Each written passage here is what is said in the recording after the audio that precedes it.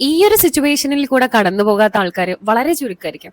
നമ്മൾ പലപ്പോഴും ഹസ്ബൻഡിനോടോ വൈഫിനോടോ അല്ലെങ്കിൽ നമ്മുടെ പ്രിയപ്പെട്ട ആൾക്കാരോടോ ദേഷ്യപ്പെട്ടു എന്ന് വിചാരിക്കാം. അങ്ങനെ നമ്മൾ ഉടക്കായി 2 ദിവസത്തേക്ക് മിണ്ടുന്നേ ഇല്ല. അപ്പൊ നമുക്ക് ഭയങ്കര ഫ്രസ്ട്രേഷൻ ആണ്. ഇത് ആരോടെങ്കിലും പറയണല്ലോ അല്ലെ? ഈ കാര്യം നമ്മൾ തൊട്ടടുത്തുള്ള നമുക്ക് വളരെ ആക്സസിബിൾ ആയിട്ടുള്ള ഒരാളോട് വിളിച്ചു പറയുകയോ അല്ലെങ്കിൽ നേരിൽ കണ്ട് പറയുകയോ ചെയ്യും.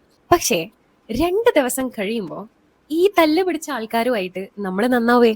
നമ്മൾ നന്നായി കഴിഞ്ഞാലാണ് നമുക്ക് എവിടെ ഇല്ലാത്തൊരു കുറ്റബോധം വരിക.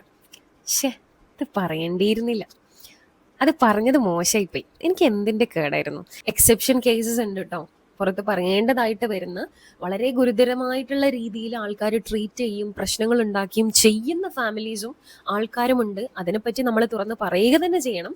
അതല്ല ഞാനിവിടെ സംസാരിക്കുന്നത്. അല്ലാതെ നമുക്ക് ഉണ്ടാവുന്ന കുഞ്ഞു കുഞ്ഞു പണക്കങ്ങളായിക്കോട്ടെ, കുഞ്ഞു കുഞ്ഞു ദേഷ്യങ്ങളായിക്കോട്ടെ, നമ്മൾ മറ്റുള്ളവരോട് പോയി പറയുന്ന സമയത്ത് നമ്മൾ നമ്മുടെ ഇമോഷനിൽ നിന്നുകൊണ്ടാണ് സംസാരിക്കുന്നത്.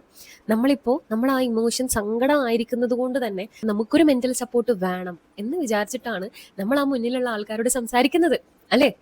പക്ഷേ 2 ദിവസം കഴിഞ്ഞിട്ട് ചിലപ്പോൾ നമ്മുടെ ഭാഗത്തുള്ള ഒരു മിസ്റ്റേക്ക് കൊണ്ടാവാം അത് സംഭവിച്ചത്, ഇല്ലെങ്കിൽ അവരുടെ ഭാഗത്തുള്ളത്. അപ്പോ ഈ തെറ്റ് ചെയ്തിട്ടുള്ള ആള് സോറി പറഞ്ഞ് നമ്മളടുത്തേക്ക് തിരിച്ചു വരുമ്പോൾ നമുക്ക് കുറച്ച് കൂടുതലാകുകയെ കുറ്റബോധം. പുറത്ത് ചെയ്തു വെച്ച കാര്യം ഇനി നമുക്ക് തിരുത്താൻ പറ്റൂല. എത്ര കാലം കഴിഞ്ഞാലും നമ്മൾ പറഞ്ഞിട്ടുള്ള ആ വ്യക്തിയുടെ ഉള്ളിലെ നമ്മൾ ഈ ഹസ്ബൻഡിന്റെ, നമ്മുടെ വൈഫിന്റെ, നമ്മുടെ സുഹൃത്തിന്റെ, നമ്മുടെ ഫാമിലിയുടെ മുഖം ആ നെഗറ്റീവാണ്. ചെറിയ ചെറിയ വിഷമങ്ങൾ ഉണ്ടാകുമ്പോൾ, കുഞ്ഞു കുഞ്ഞു പിണക്കങ്ങൾ ഉണ്ടാകുമ്പോൾ മാക്സിമം നിങ്ങളത് മൂന്നാമതൊരാളിലേക്ക് പാസ് ചെയ്യാതിരിക്കുകയാണ് ഏറ്റവും ബെറ്റർ.